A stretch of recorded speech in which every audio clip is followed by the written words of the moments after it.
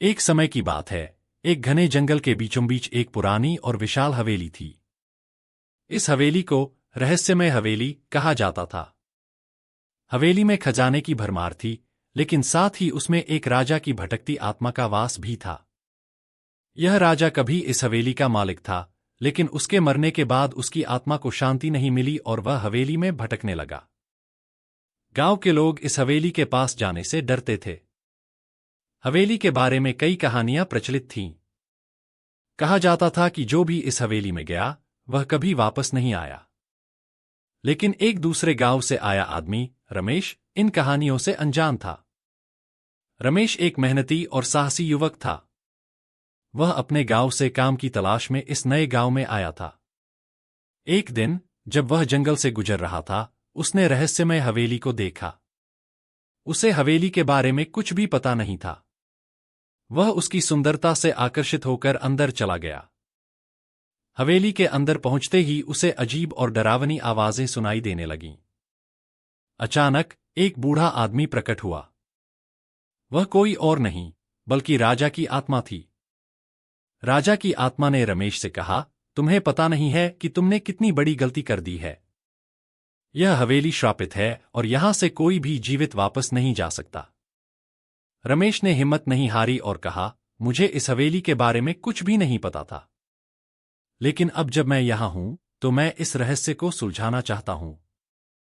राजा की आत्मा ने रमेश की हिम्मत देखकर उसे एक मौका देने का फैसला किया। आत्मा ने कहा, अगर तुम मेरे द्वारा दिए गए 3 कठिन कार्यों को पूरा कर सको, तो मैं तुम्हें जाने दूंगा और तुम्हें हवेली का खजाना भी मिलेगा। लेकिन अगर तुम असफल रहे, तो तुम्हारी आत्मा भी यहां फंस जाएगी। रमेश ने सहमति जताई और राजा की आत्मा ने पहला कार्य दिया।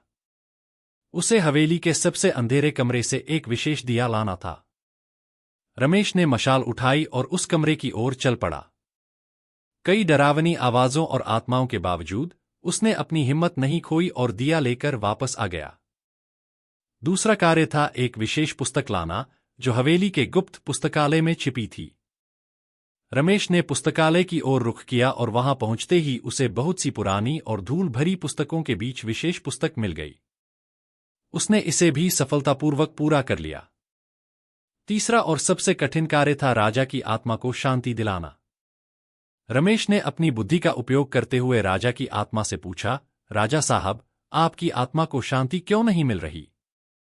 राजा की आत्मा ने दुखी स्वर में बताया, मेरी आत्मा को शांति तभी मिलेगी जब कोई ईमानदार और साहसी व्यक्ति इस हवेली की देखभाल करेगा और इसके खजाने का सही उपयोग करेगा। रमेश ने वादा किया कि वह इस हवेली की देखभाल करेगा और खजाने का उपयोग गांव के लोगों की भलाई के लिए करेगा। राजा की आत्मा को शांति मिली और वह हवेली से मुक्त हो गई। रमेश ने अपना वादा निभाया और हवेली के खजाने का उपयोग गांव की भलाई के लिए किया। उसने स्कूल, अस्पताल और अन्य सुविधाओं का निर्माण किया। गांव के लोग रमेश की बहादुरी और ईमानदारी की प्रशंसा करने लगे और रहस्यमय हवेली अब खुशियों की हवेली कहलाने लगी। इस कहानी से हमें यह सीख मिलती है कि हिम्मत, ईमानदारी और बुद्धि के साथ किसी भी कठिनाई का सामना किया जा सकता है और दूसरों की भलाई के लिए काम करना सबसे बड़ा धर्म है।